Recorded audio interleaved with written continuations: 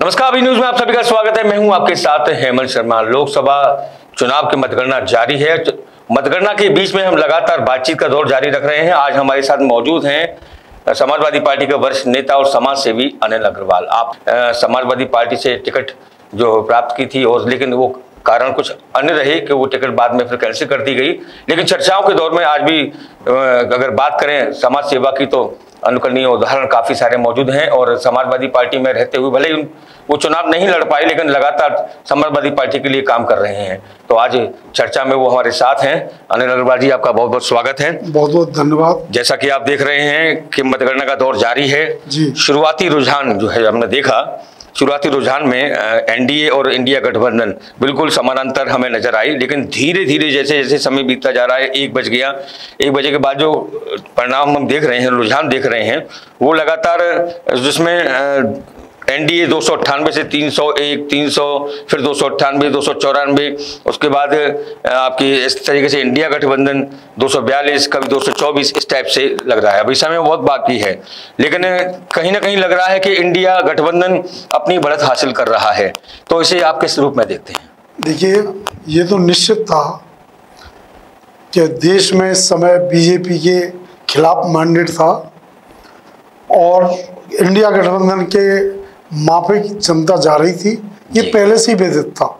और ये आप आंकड़े देखेंगे तो अभी 10 मिनट पहले 270 और 252 के आंकड़े थे। बिल्कुल, कभी 20 इधर हो जाते हैं, कभी 10 इधर हो जाते हैं। आपको शाम तक आते आते ये हमारी सरकार 280 सीटों पे कम से कम रुकेगी और इंडिया गठबंधन 230 या 220 के आसपास आने वाला है। ये आप देखते जाइए, क्योंकि करीब 40 सीट ऐसी हैं इस समय जो 10,000 के बढ़त लिए हुए बीजेपी वाले, और वो कभी भी कम हो सकते हैं। तो इसलिए हमें अभी निराश होने की जरूरत नहीं और हमारा आशावादी आदमी है। तो हमें लगता है कि हमारी सरकार इंडिया गठबंधन की जरूर बनेगी। जी, तो अब ये बताइए मुझे कि अखिलेश यादव जी ने काफी मेहनत की है इस मामले में, इंडिया गठबंधन की बात करें तो।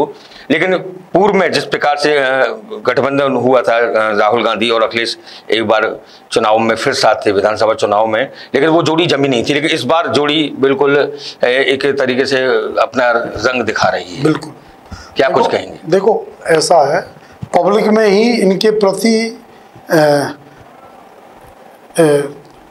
प्रति नाराजगी है, बीजेपी वालों के प्रति।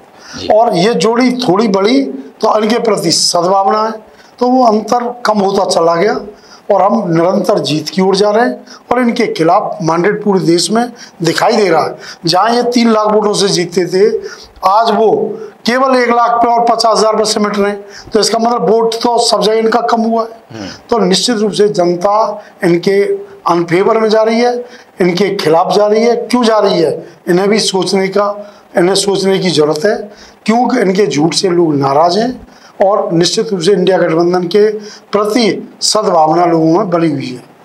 अच्छा, 400 से पार करने की वाली बात आ रही थी, लेकिन यहाँ लग रहा है कि 300 पार, क्योंकि 300 पे जाकर लग रहे हैं बार बार। झूठ है।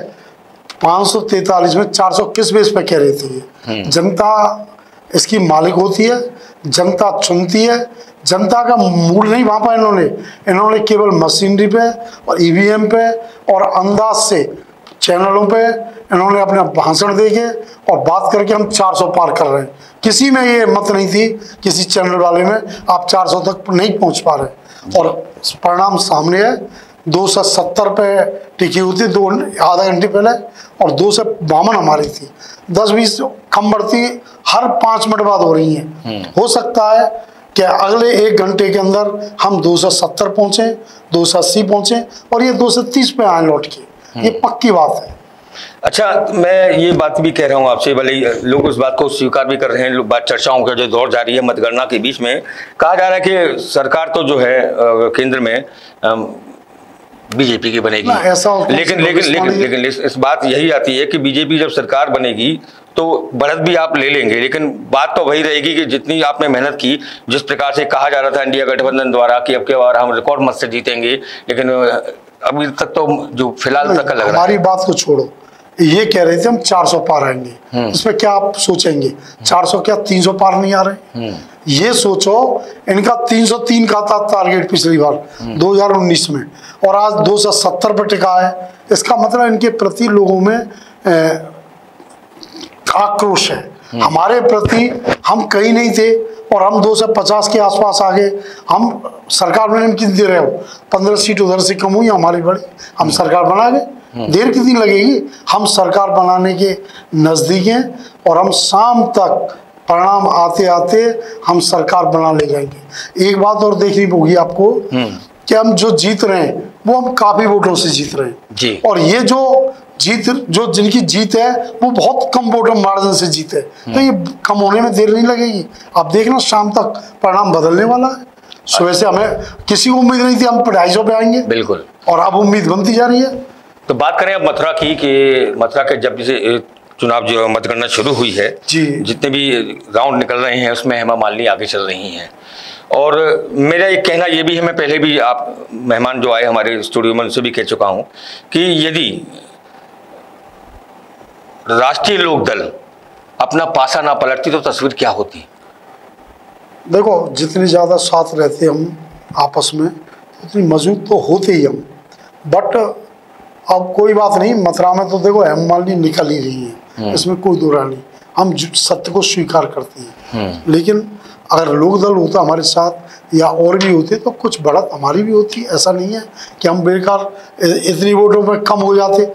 ठीक है, जो है उसे स्वीकार कर रहे हैं, कोई दिक्कत नहीं मथुरा के अंदर। ये भी तो अब माना जाए कि गठबंधन, जो इंडिया गठबंधन है, उन्होंने एन वक्त पर प्रत्याशी घोषित किया, क्योंकि इससे पहले जो प्रत्याशी थे विजेंद्र मुक्केबाज, वो पलटा मार गए, और उससे पहले जो है जयंत चौधरी भी पलटा मार गए, और एन वक्त पर उनको मुकेश धनगर लाना पड़ा। कारण रहे हमारे मथुरा में कि हमारे जयंत चौधरी जी थे हमारे साथ, वो चले गए। विजेंद्र बॉक्सर हमारे बीच में छोड़ के चले गए, तो अचानक हमारे मुकेश धनगर जी जो बहुत अच्छे व्यक्ति थे लाए हम। लेकिन ठीक है, हम चुनाव प्रचार से 20 दिन पहले लाए, 15 दिन 20 दिन पहले नहीं कर पाए इतना प्रचार। लेकिन ये बात जरूर बता रहे हैं आपको कि मुकेश धनगर जी, हमारी यदि सरकार बनती है तो मुकेश धनगर जी का वो ओहदा बनने वाला है जो कोई सोच नहीं सकता मथुरा के अंदर, यदि हमारी सरकार बनती है। हालांकि बनने की पूरी संभावना है हमारी। अच्छा, इंडिया गठबंधन की बात कह रहे हैं कि अभी तो शाम बाकी है और हम जीतेंगे तो क्या कुछ बदलाव की उम्मीद की जा सकती है? नहीं, देश में बदलाव तो होता ही है, सरकार बदलती है तो सरकार, एक बताओ, जब हमारी सरकार बनेगी तो तमाम वो चीज कामयाब होंगी जो चीज इन पर इनका ध्यान ही नहीं था। मथुरा की विशेष बात करें तो मथुरा का बहुत बड़ा काम होना था लेकिन नहीं हो पाया। देश में बहुत काम है जो ये नहीं कर पाए। एक सड़क का काम इनका बहुत अच्छा है, इसमें कोई दो राय नहीं। अच्छा। बाकी तो सारे काम इनके झूठ पे आधारित है। आप देखिए, केवल एक झूठ का एक आधार लेके आगे बढ़ते जा रहे हैं। वाह वाह वाह वाह ये लोग करते हैं बस, और इसी से जनता नाराज है। बिल्कुल। बात करें बेरोजगारी की, क्योंकि कई बार पुलिस भर्ती और भी तमाम परीक्षा हुई, वो सभी फेल हो गई। तो अब इंडिया गठबंधन यदि आएगी तो क्या कुछ नहीं, हम उन चीज़ों पे अंकुश लगाएंगे। हमारी सरकार उन चीज़ों पर अंकुश लगाने जाएगी, जरूर लगाएगी। जो जैसे मानो परीक्षा लीक होती है तो वो बहुत बड़ा विषय है, बेरोजगारी नहीं है वो बहुत बड़ा विषय है। ऐसा नहीं, हम उन मुद्दों पर काम करेंगे जो जनता के मुद्दे होंगे।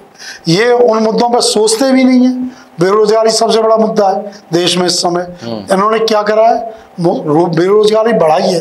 तो हमारी सरकार अगर बनती है तो सबसे पहले रोजगार पर ध्यान देगी।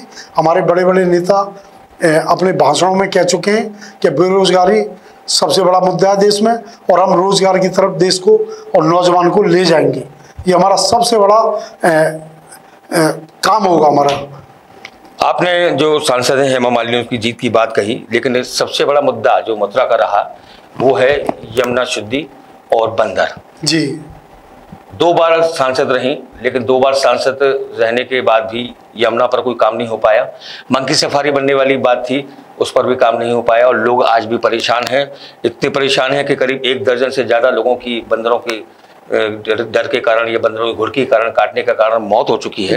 और कई लोग ऐसे भी हैं जो अभी भी कोमा में हैं, और बहुत बड़ी समस्या है। क्योंकि आप अगर चौबियापाला जैसे क्षेत्र में जाएंगे तो वहाँ बिल्कुल कर्फ्यू जैसा सन्नाटा नजर आता है। तो मंकी सफारी बनना भी बहुत जरूरी है।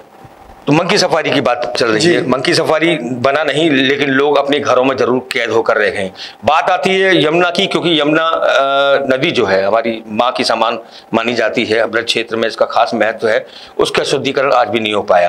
तो अब क्या उम्मीद करते हैं कि अगर आपने ये स्वीकार कर लिया है कि सांसद के रूप में कि वो जीतेंगी और सांसद के रूप में फिर तीसरी बार बनेंगी, तो क्या कुछ उम्मीद करते हैं कि इसमें काम होगा? देखिए, केंद्र में यदि हमारी सरकार बनती है तो हम आपको आश्वस्त करते हैं, मंकी सफारी का काम तो मुश्किल से 10 दिन का है। चाहे तो हम, अगर सरकार चाहे तो, हम वाली छोड़ो, ये तो सरकार चाहेगी तो ये प्रतिनिधि हमारे ये बताते हैं, उस रिकमेंडेशन वहां से होके आती है, प्रशासन से होती है।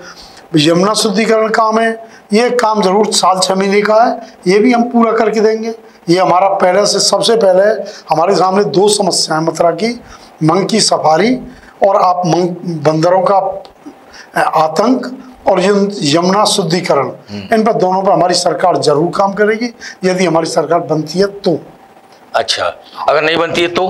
नहीं बनती है तो ये सांसद महोदय को सोचना चाहिए भाई, कम से कम इनको करना चाहिए।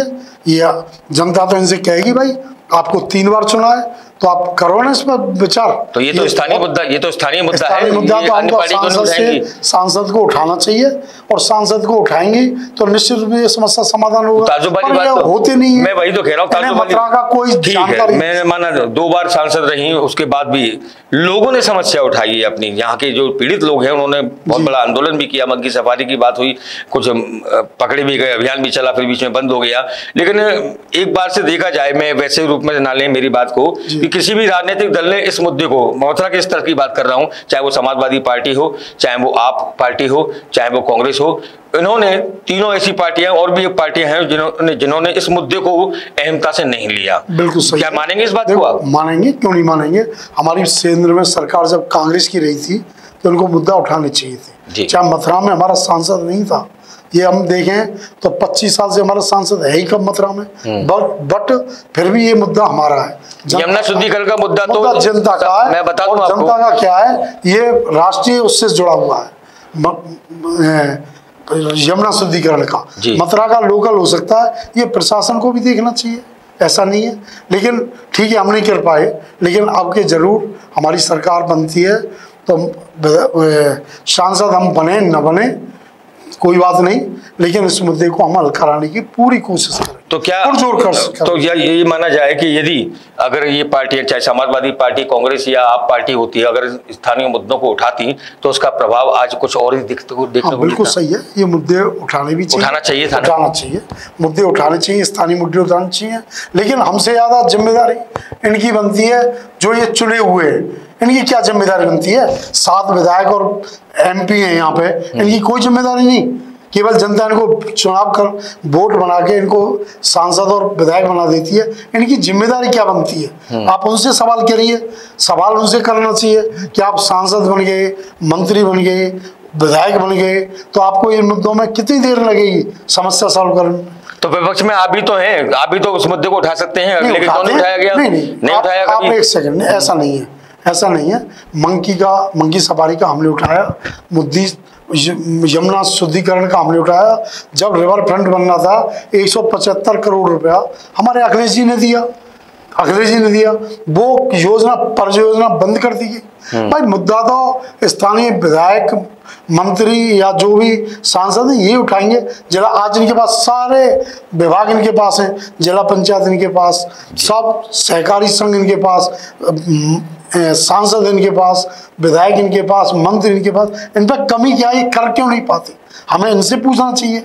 कायदा तो इनका बनता है, इसलिए तो चुनते हैं हमारे मुद्दों को हल करें। ये तो इनकी जिम्मेदारी ज्यादा बनती है। तो इस मुद्दे को अगर राजनीतिक दल उठाते तो आज की तस्वीर बिल्कुल मानेंगे आप इस बात को? बिल्कुल मानेंगे। राजनीतिक दलों का भी काम है कि इन मुद्दों को मतलब उठाना और जनता के बीच ले जाना। अगर क्योंकि अब सांसद के रूप में आप स्वीकार कर चुके हैं उनको और आगे भी चल रही हैं, और तो अगर इस पर कार्य नहीं हुआ तो अब आगामी क्या रणनीति अपनाएगी समाजवादी पार्टी? देखो 2027 में हमारी सरकार बनेगी। हमारी स्थिति 2027 में आप देखिए 45 सीटों पे आ गई है इस समय। जो लोगों में अंदाज ही नहीं था। वो कह रहे थे 5 सीट आएंगी हमारी, अगले जी जरूर कह रहे थे हम 50 सीट के आसपास है, तो 45 पे हम पार कर रहे हैं और शाम होते होते 52-50 से ऊपर निकलेंगे। और जब 2027 में 2 साल की देरी हो रही है, 2027 में यहाँ के विधायक चुना जाएगा और निश्चित रूप से सारी समस्याओं का राज्य सरकार भी हल करेगी, ये काम हमारा भी है। नहीं तो ये आवश्यक थोड़ा है कि अगर कोई कार्य अगर समाधान करना है तो आपकी सरकार होना जरूरी है। आप विपक्ष में रहते हुए तो स्थानीय मुद्दों, जनता के मुद्दे को, जनता को साथ नहीं उठा सकते। तो उन्होंने बेकार कर रखा है, बोलने नहीं देते ये विपक्ष वालों को, कहाँ बोलने दिया? जो बोला वो जेल में बंद है आज। इनके विपक्ष का है का, इनके समर्थक को बोलना चाहिए। जब सरकार हमारा नहीं तो हम बहुत चीजें बोलेंगे। इन्हें दिखाई नहीं देता कि मंग की सफारी या यमुना शुद्धिकरण होना चाहिए? क्यों नहीं सोचते ये? इनको सोचना चाहिए। तो क्या इसी डर के कारण यहाँ के स्थानीय नेता हैं, उन्होंने मुद्दे उठाए? नेताओं का बहुत बड़ा रोल है इनमें, इन्होंने ये मुद्दा उठाया नहीं कभी, और उठाया तो उस पर ध्यान नहीं दिया। और ध्यान देते एक मुद्दे के पीछे पड़ जाए, ऐसा चीजें कोई हल ना हो। भाई समस्या तो यही से होती है सर जी, कम से कम ये मुद्दे उठाएं तो ऐसा नहीं कामयाबी नहीं मिले। बहुत बड़े मुद्दे नहीं है ये बहुत सरल मुद्दे। ये नाले टैप नहीं कर पा रहे और ये कहते हैं कि 20 नाले 14 में से 20 कर दिए या 20 में से 14 कर दिए। अरे 20 के 20 क्यों नहीं हो पा रहे? एक दिन का काम है। आप प्रशासन चाहे तो एक दिन में नाले टेप कर सकता है, उनमें इतनी ताकत है, क्यों नहीं कह पाते ये? पर ढुलमुल नीति है इनकी। भाई हम प्रशासन से कहें और ये कर ही नहीं पाते काम, तो इनके कहने से होता है। भाई आप कोई विधायक बनता है तो उसकी जिम्मेदारी बनती है। मथुरा में चाहे तो ये मुद्दे नाले टैप करा दें, मथुरा की आधी समस्या तो उसी दिन खत्म हो जाएगी शुद्धिकरण की। बिल्कुल। और जब चाहे 15 दिन में कहीं से फंड लाएं, 15 दिन में ये मंकी खत्म हो जाएंगे साहब, कहीं छोड़ के आएंगे, पर ध्यान ही नहीं दे मुद्दों पे। इनसे अपेक्षा करना बेकार है, सरकार बदलनी चाहिए। जब हमारी सरकार आएगी आप हमसे अपेक्षा करिएगा, और हम तो आपको यहाँ कह के जाते हैं 2 मुद्दों को हमारी सरकार बनने के बाद, चाहे राज्य बने चाहे केंद्र बने, हम इस समस्या का निदान जरूर करेंगे और करवाएंगे। बिल्कुल बिल्कुल। हमारे साथ मौजूद थे समाज सेवी और समाजवादी पार्टी का वरिष्ठ नेता अनिल अग्रवाल, जिनके साथ हमने बातचीत की। और स्थानीय मुद्दों की बात यदि करते हैं तो स्थानीय मुद्दे वास्तव में मथुरा के लोगों के लिए हैं, खासकर मंकी सफारी का। बंदरों से त्रस्त हैं, बंदर बिल्कुल एकदम आतंकी गोरिल्ला की तरह लोगों पे हमला करते हैं और 1 दर्जन से ज़्यादा लोग मौत का शिकार भी बन चुके हैं। और सबसे बड़ा स्थानीय मुद्दा जो है वो यमुना का है। यहाँ 2 बार हेमा मालिनी जी सांसद रहीं, तीसरी बार में वो इस चीज़ को पूरा करती हैं कि नहीं, क्योंकि उन्होंने अपने कई भाषणों में कहा कि अभी कुछ कसर बाकी रह गई है। क्या उस कसर में यमुना का मुद्दा है, क्या बंदर का मुद्दा है, क्या मंकी सफारी का मुद्दा है, ये देखने वाली बात होगी।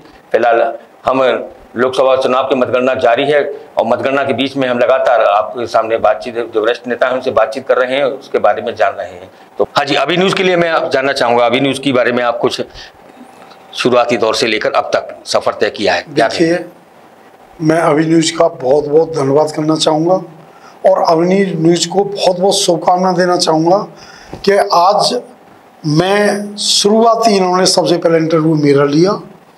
मैं उसके बारे में कहना चाहूँगा, चतुर्वेदी जी ने मुझे पहला इंटरव्यू था मेरा, धनेश जी ने, और मैं उनका बहुत शुक्रगुजार हूँ कि आज हल्का सा बोलना सीख गया उनकी वजह से।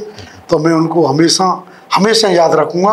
और जीवन में पहला मेरा इंटरव्यू धनेश जी के द्वारा लिया गया और मैं धीरे धीरे बोलना सीख गया। ये मेरी अभी न्यूज़ को बहुत बहुत शुभकामनाएं, बहुत बहुत धन्यवाद। और मैं चाहूँगा हमेशा अभी न्यूज़ उन ऊंचाइयों पहुँचे जिन ऊंचाइयों पर उनकी ज़रूरत है।